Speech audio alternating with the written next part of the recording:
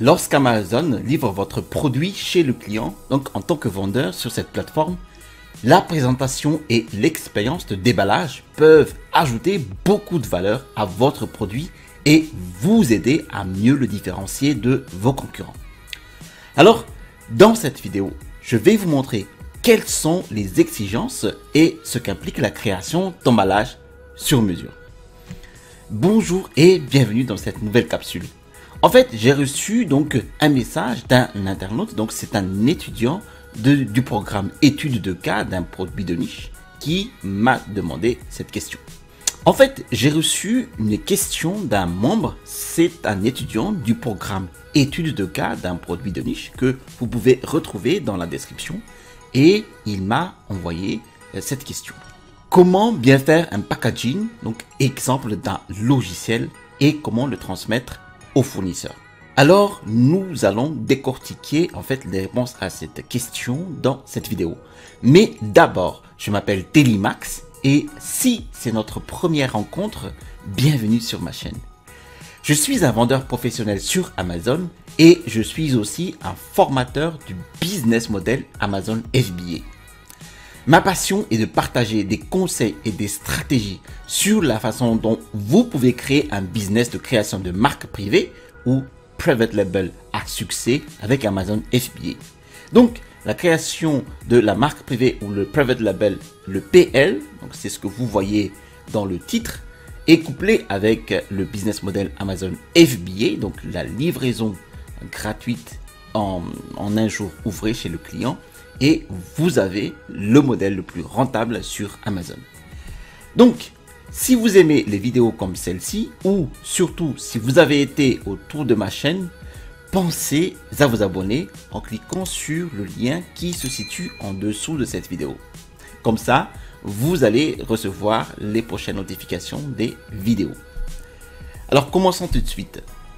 Je suis sûr que vous avez déjà acheté beaucoup de produits dans le passé, par exemple sur Amazon, dans un simple boîte en carton générique, sans description ou dans un sac plastique bon marché. Et dans la plupart des cas, il s'agit de produits simples et bon marché, juste mis dans un emballage fade. Et l'expérience de déballage n'a aucune importance pour vous et vous n'y avez même pas, probablement pas, réfléchi à deux fois. Et donc cette expérience n'a même pas eu d'influence sur votre décision d'achat.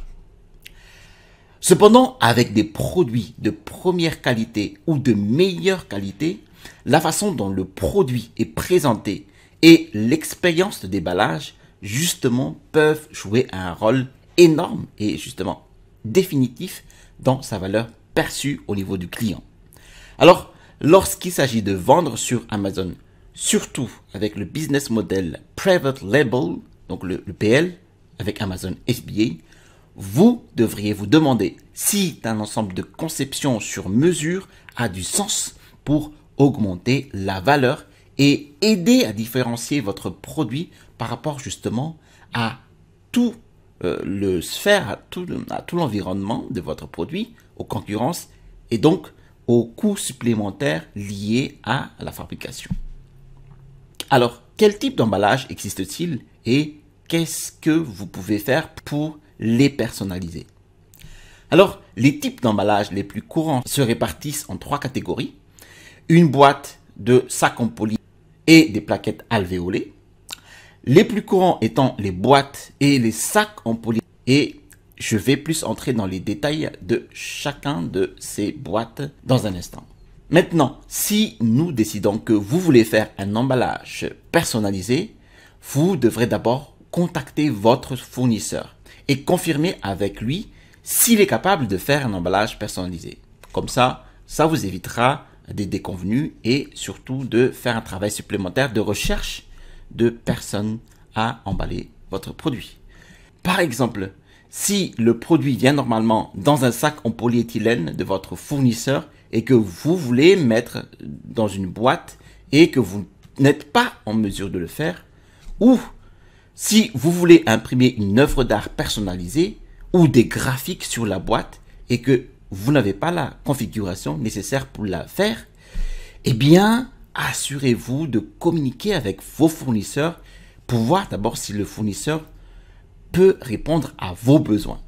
Et vous pouvez toujours vous faire expédier votre produit à une société d'emballage en tiers qui peut éventuellement le faire. Et rappelez-vous que tout est négociable. Alors, négociez toujours pour obtenir le meilleur prix pour votre emballage. Donc, pour créer un emballage personnalisé, vous devez créer l'œuvre d'art ou le design graphique associé. Alors ici, nous sommes sur la suite logicielle Adobe Illustrator. Et là, bon, je vous montre en gros la fabrication, enfin la création donc d'une maquette d'emballage sur cette suite logicielle Adobe Illustrator. Je le fais vite parce que c'est justement pour vous montrer qu'il est possible de le faire, que l'on peut le faire sur cette suite logicielle d'Adobe. Et ici, bon voilà, je vous montre en fait à peu près la fin de la manip lorsque vous aurez terminé en fait la maquette de l'emballage de votre produit. Donc ici en l'occurrence, nous avons un emballage d'une boîte de thé. Voilà.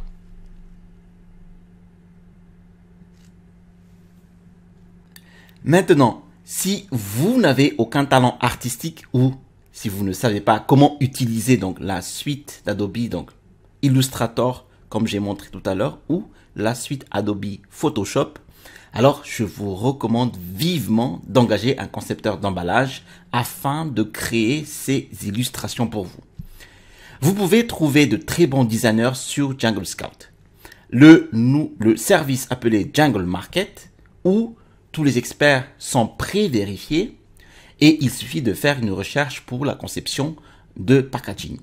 Alors, je laisserai un lien donc vers Jungle Market dans la description. Vous pouvez également trouver des designers sur fiverr.com. Alors là-dedans, vous surfez et vous trouvez donc les mots-clés relatifs à votre recherche. Par exemple, emballage, de boîte de thé, ainsi de suite. Ainsi, quel que soit le type d'emballage que vous choisissez, vous aurez besoin de ce qu'on appelle un gabarit de conception. C'est ce modèle que votre concepteur utilisera pour la mise en page de l'œuvre d'art et des graphiques afin qu'ils impriment donc l'emballage correctement. Commençons par une boîte. C'est le plus compliqué. Voici donc à quoi ressemblera un gabarit de conception typique pour une boîte. Maintenant, la conception réelle va varier en fonction du type de boîte que vous avez. Mais vous verrez ici que votre fournisseur va vous envoyer ce modèle qui vous montre comment la boîte va être coupée avec ces lignes en gras. Et les lignes pointillées sont là où les plis vont se poser. Maintenant, votre concepteur va pouvoir regarder ce modèle et l'utiliser pour orienter correctement les graphismes et les illustrations ou tout texte d'accompagnement.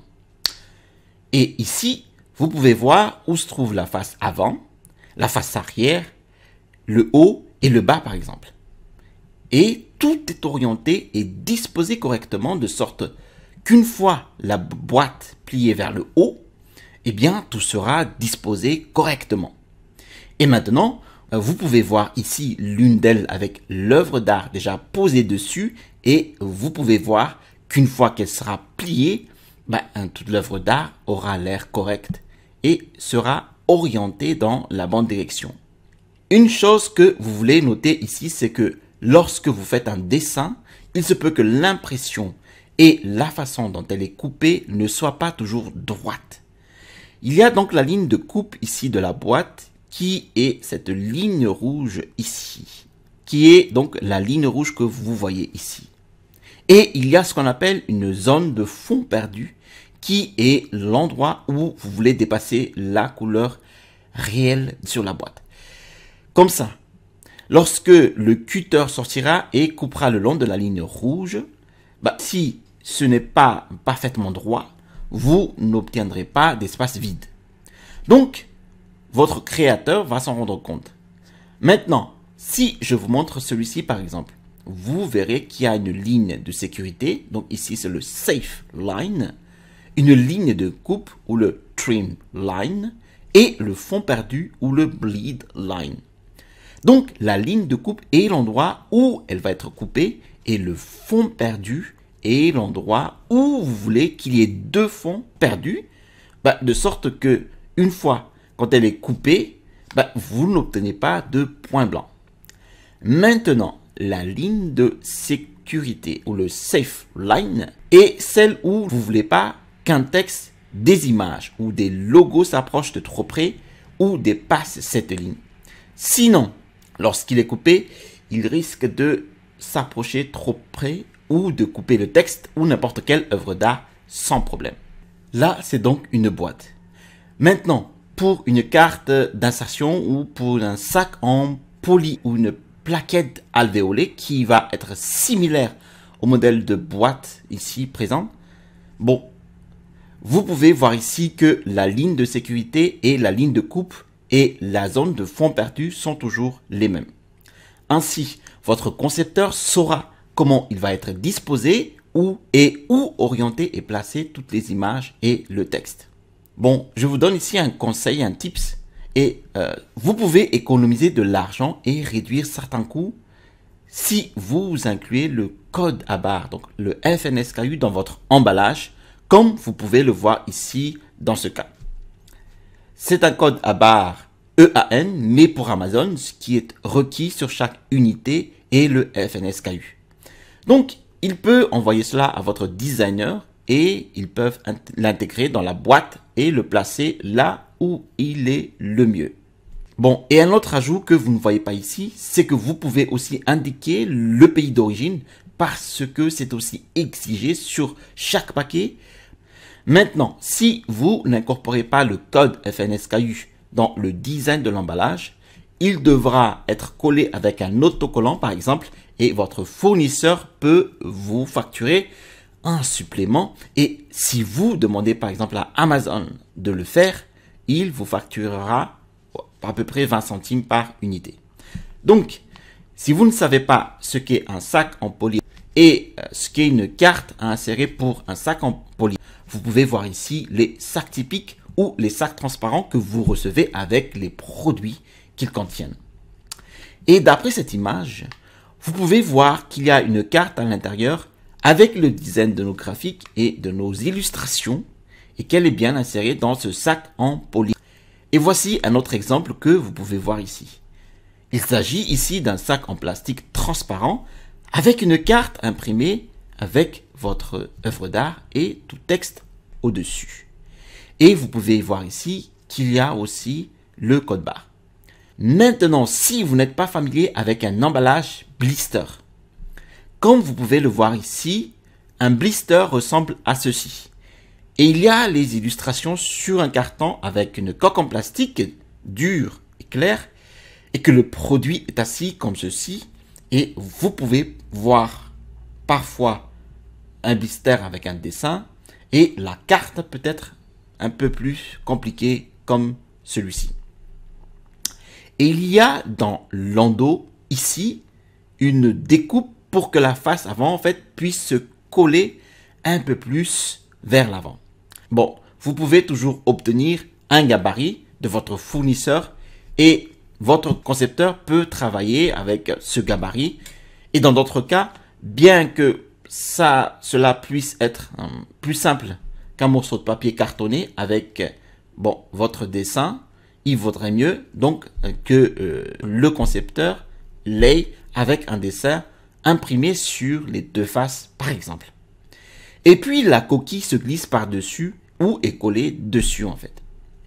Maintenant, une fois que votre conception est terminée, assurez-vous d'obtenir le bon format numérique dont votre fournisseur a besoin auprès de votre concepteur. Certains fournisseurs auront besoin de votre œuvre d'art en format vectorisé ou PDF. Donc, assurez-vous que le concepteur soit au courant de toutes les exigences. Et un fournisseur ne vous facture pas de frais supplémentaires pour effectuer des travaux supplémentaires afin de convertir l'œuvre numérique. J'espère que vous avez trouvé cette vidéo utile. Si vous avez des questions, n'hésitez surtout pas à m'en faire part dans vos commentaires. Merci d'avoir regardé. Et si vous avez trouvé de la valeur dans cette vidéo, vous avez ce qu'il faut faire, appuyer sur le bouton s'abonner pour recevoir les notifications des prochaines vidéos. J'ai aussi mis dans la description un lien vers mon ebook les 5 étapes pour construire un business à succès avec Amazon FBA et le Private Label. Vous trouvez là-dedans mes techniques et mes stratégies pour installer ma première boutique sur Amazon avec justement ce business model. Vous trouvez ici au-dessus de cette vidéo le lien pour vous abonner et vous trouvez à droite de cette vidéo une vidéo que vous devrez regarder sur une des techniques et stratégies que vous pouvez installer pour Amazon FBA. Allez à la prochaine vidéo et passez à l'action.